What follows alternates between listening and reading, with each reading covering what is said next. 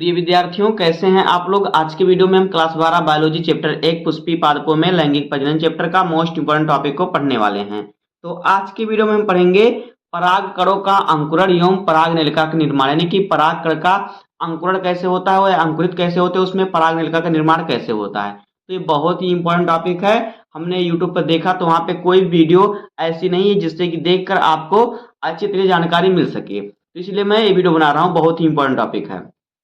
अगर आप वीडियो बनाए तो वीडियो को लाइक कर दीजिए, चैनल पर नए सब्सक्राइब कर दीजिए, बेल आइकन को प्रेस कर दीजिए, क्योंकि बोर्ड एग्जाम के हर सब्जेक्ट का हर इंपॉर्टेंट टॉपिक का वीडियो आपको इस चैनल डेली मिलता रहेगा। तो आइए वीडियो को स्टार्ट करते हैं कि परागकण का अंकुरण कैसे होता है। देखिए, परागकण का जो अंकुरण होता है ये परागण के बाद होता है। परागण क्या होता है? परागकोश से निकलकर परागकणों का जो है वर्तिकाग्र तक पहुंचने की प्रक्रिया को क्या कहते हैं? परागण कहते हैं। तो परागण के बाद क्या होता है? इनका अंकुरण होता है। कैसे होता है पहले हम चित्र समझेंगे, चित्र के बाद हम इसको लिखेंगे तब समझेंगे। देखिए, पहले चित्र बना लेते हैं, उसके बाद हम इसको समझते हैं। देखिए, पहले इसमें हम क्या करेंगे, पहले इसमें हम बनाएंगे अंडाशय।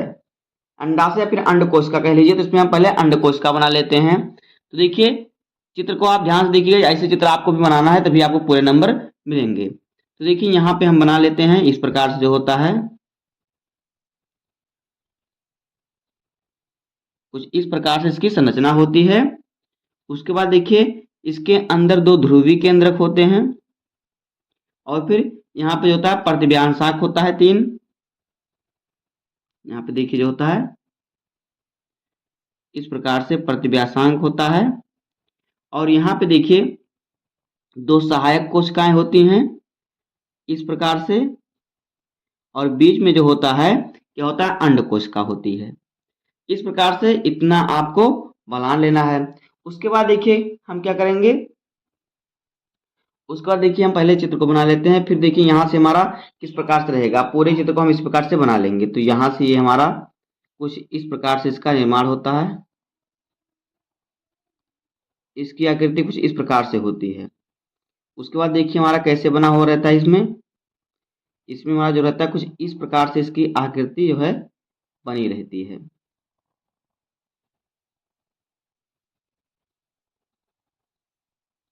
ऐसे जो इसकी आकृति जो होती है बनी रहती है। उसके बाद देखिए यहाँ पे कुछ इस प्रकार से हमारा जो है बना रहता है। अब देखिए, अब इसको हम थोड़ा है फुल आकार दे देते हैं। तो फुल आकार में जब इसको बनाएंगे तो यहाँ पे हमारा इस प्रकार से हो जाएगा। ये जो हो जाएगा इसकी आकृति कुछ इस प्रकार से हो जाएगी, और इधर से करेंगे तो ये हमारा कुछ इस प्रकार से हो जाएगा। अब देखिए आगे चलकर हम बनाते हैं जो होता है वर्तिकाग्र। तो यहाँ पे जो होता है हमारा वर्तिकाग्र बन जाएगा। वर्तिकाग्र का आकार किस प्रकार से होता है? देखिए इस प्रकार से होता है वर्तिकाग्र का जो होता है आकार होता है, इस प्रकार से वर्तिकाग्र होता है। अब देखिए वर्तिकाग्र पर क्या होता है? परागकण होते हैं। कैसे? जब जब पुष्प के जो परागकोश के निकल कर जब परागकण वर्तिकाग्र पर आते हैं तो परागण होता है। इसी क्रिया को परागण कहते हैं। और परागण के बाद इनका अंकुरण होता है। तो मान लीजिए कि ये सभी हमारे परागकण हैं, यहाँ पे हम परागकण बनाएंगे। ये सभी क्या है? परागकण हैं। तो देखिए परागकणों का अंकुरण कैसे होता है। तो मान लीजिए इसका अंकुरण हम थोड़ा आधा ही बना देते हैं इस प्रकार से। इसमें से हम एक का पूरा करेंगे, इसका हम पूरा कर लेंगे अंकुरण। देखिए इनका अंकुरण कैसे होता है, इस प्रकार से इनकी रचना आपको बनाना है। फिर ये जाकर यहाँ पर जुड़ जाएंगे इस प्रकार से।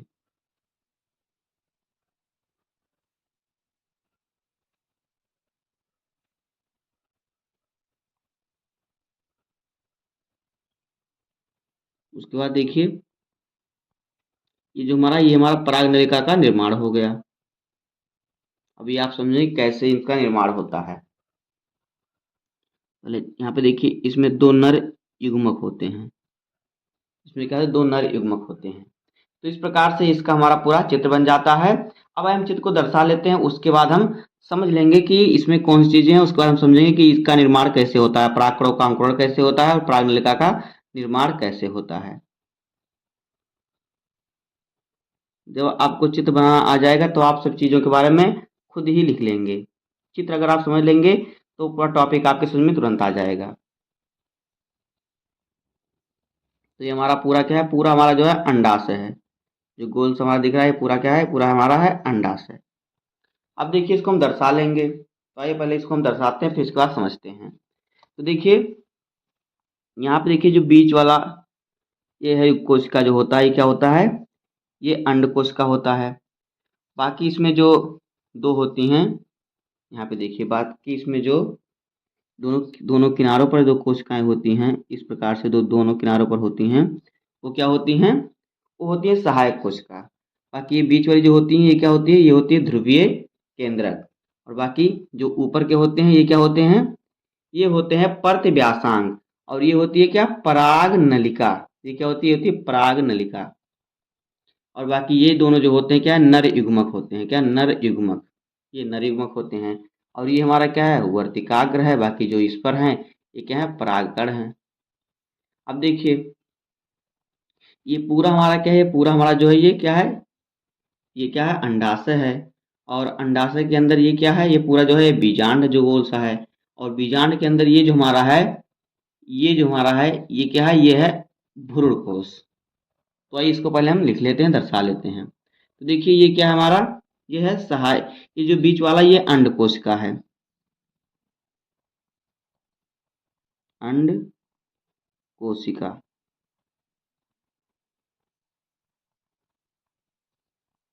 और ये दोनों क्या है, सहायक कोशिकाएं हैं,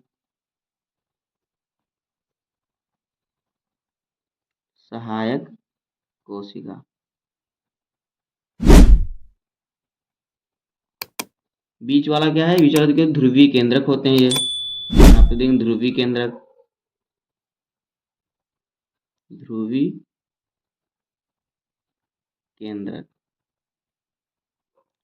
उसके बाद देखिए जो ये है क्या है, ये है प्रतिव्यासांग, किन्हें कहते हैं, क्या, प्रतिव्यासांग, प्रतिव्यासांग।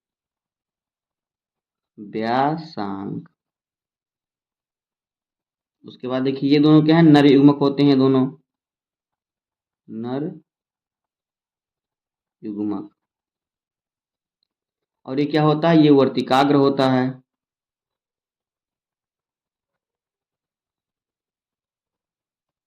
और ये क्या है, जो ऊपर है ये परागकण है, क्या है, परागकण।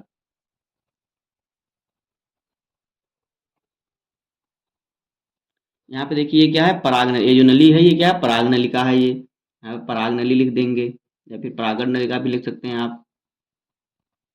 तो पराग नलिका लिख सकते हैं, पराग नलिका लिखिए या परागण नली लिखिए या परागकण नली लिख सकते हैं, कोई दिक्कत नहीं है। ये क्या है, ये हमारा है भ्रूणकोश।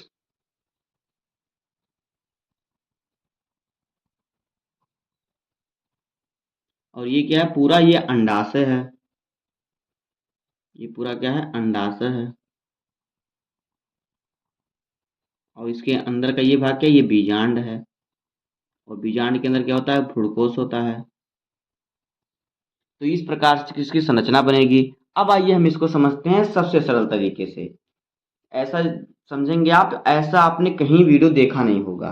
तो देखिए इसमें परागकणों का अंकुरण कैसे होता है और पराग नलिका का निर्माण कैसे होता है।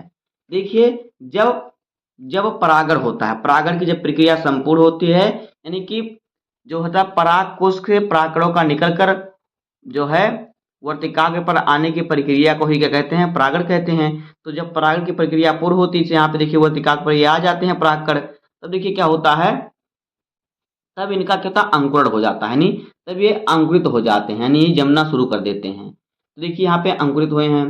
अब जब ये अंकुरित होंगे तो क्या, जब ये अंकुरित होंगे तो इसी अंकुरण को ही पराग नलिका कहते हैं। तो इनमें पराग नलिका का निर्माण होगा। जब पराग नलिका थोड़ी बड़ी होगी तो इसमें दो नर युग्मक का निर्माण हो जाएगा। तो देखिए यहाँ पे दो नर युग्मक का निर्माण हो गया। अब इसका निर्माण कैसे होता है, इसका वीडियो हमने बना दिया है कि कैसे नर युग्मक बनते हैं, कहाँ से आते हैं, तो इनको हमने आपको पहले बता दिया, वहां से आप देख सकते हैं। तो जब पराग नलिका का निर्माण होता है, इस वक्त दो नर युग्मक बन जाते हैं। उसके बाद देखिए जो ये पराग नलिका होती है, ये पराग नलिका जाके बीजांड में, देखिए ये बीजांड हमारा है, ये बीजांड में प्रवेश करती है। यहाँ पे देखिए ये बीजांड में आके प्रवेश करती है। और बीजांड में क्या होती है, जनन कोशिकाएं होती हैं। क्या होती है, इसमें जनन कोशिका होती है। तो जनन कोशिका क्या होती है, विभाजित होकर दो नर युग्मक बनाती है। जनन कोशिका विभाजित होकर यहाँ पे देखी जाती है तो दो नर युग्मक का निर्माण करती है। अब देखिए बीजांड में एक थैलीनुमा क्या संरचना है, यहाँ पे देखिए जो ये थैलीनुमा संरचना है ये क्या है, यही भ्रूणकोश होता है। और भ्रूणकोश में क्या होता है, अंडकोशिका होती है। यहाँ पे देखिए अंडकोशिका होती है, तो इसी अंडकोशिका से क्या ये आके मिल जाता है, ये मादा युग्मक होता है अंडकोशिका जो होता है। तो इसी प्रकार से परागनलिका का निर्माण होता है और परागकणों का अंकुरण होता है। बस इसी भाषा को हम लिख देंगे, हमारा ये टॉपिक क्लियर हो जाएगा। तो आइए इसको हम लिखते हैं, जितना हमने चित्र बनाया उसी को हम लिख देंगे, हमारा ये जो है टॉपिक कंप्लीट हो जाएगा। तो देखिए यहाँ से हम लिखना स्टार्ट करते हैं। तो यहाँ पे हम लिखेंगे कि जब परागण की क्रिया संपूर्ण होती है, परागण के बाद परागण की क्रिया संपूर्ण होने के बाद संपूर्ण होती है, यानी कि जब परागण क्रिया संपूर्ण होती है तो जो होते हैं परागकण वर्तिका पर चले जाते हैं। संपूर्ण होती है तब परागकणों का क्या होता है, अंकुरण होता है। पराग तो यहाँ पे रहेगा पराग, तब परागकणों का, ये परागकण है, परागकणों का क्या होता है, अंकुरण होता है।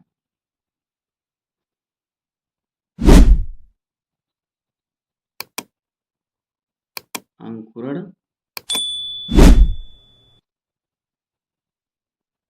होता है। देखिए इनका अंकुरण होता है और क्या होता है, तब परागनलिका का निर्माण होता है। और परागनलिका का निर्माण होता है।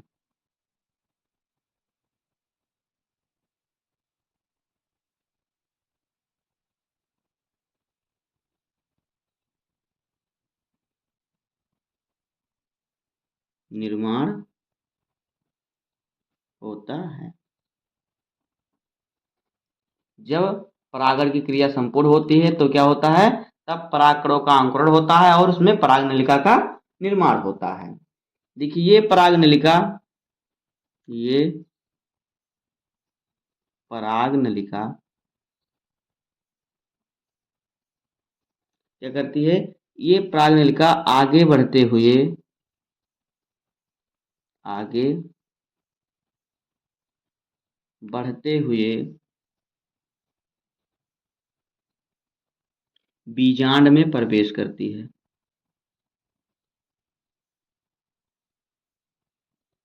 बीजांड में प्रवेश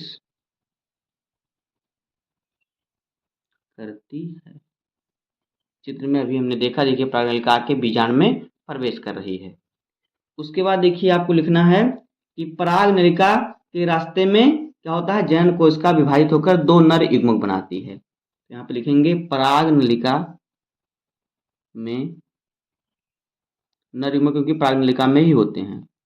परागनलिका में क्या होते हैं, जनन कोशिका, जनन कोशिका विभाजित होकर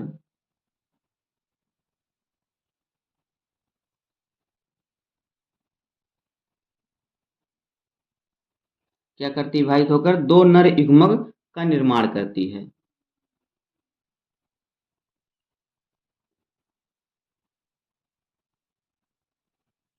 दो नर युग्मक का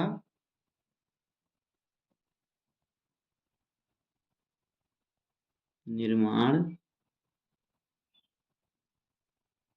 करती है। इतना आपको लिख देना है। उसके बाद देखिए आगे आपको लिखना है, जब दो नर युग्मक का निर्माण हो जाता है तो बीजांड में क्या होता है, बीजांड में देखिए एक थैलीनुमा संरचना होती है जिसे भ्रूणकोश कहते हैं। इसको लिख देंगे यहाँ पे कि बीजांड में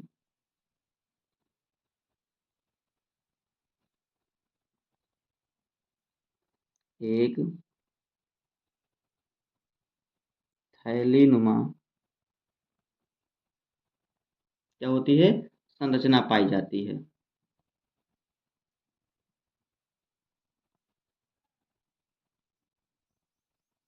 पाई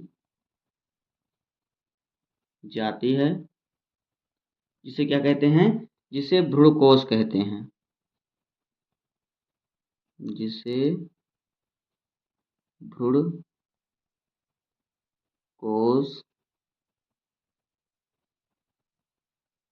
कहते हैं। उसके बाद देखिए भ्रूणकोश में ही क्या होता है, अंडकोशिका होती है। बस इतना हम लिख देंगे, हमारा काम समाप्त हो जाएगा। भ्रूणकोश में ही क्या होता है, अंडकोशिका, या फिर इसे मादा युग्मक भी कहते हैं। में क्या होती है, भ्रूणकोश में ही अंडकोशिका,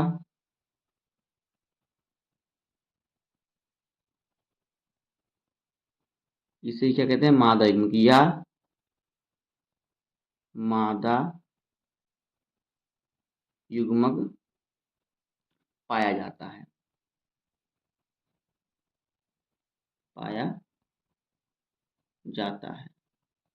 और इसी से आगे क्या होता है, मिल जाता है, जो परागनलिका होती है। तो इसी प्रकार से परागनलिका का जो होता है निर्माण होता है और परागकणों का अंकुरण होता है। तो बस आज की वीडियो में इतना ही। उम्मीद करता हूँ आपको वीडियो पसंद आया होगा। अगर आपको वीडियो पसंद आए तो वीडियो को लाइक कर दीजिए, चैनल पे नए हैं सब्सक्राइब कर दीजिए, बेल आइकन को प्रेस कर दीजिए, क्योंकि बोर्ड एग्जाम के हर सब्जेक्ट का हर इंपॉर्टेंट टॉपिक का वीडियो आपको इस चैनल पर डेली मिलता रहेगा। तो मिलते हैं किसी नेक्स्ट वीडियो में, तब तक के लिए धन्यवाद, जय हिंद।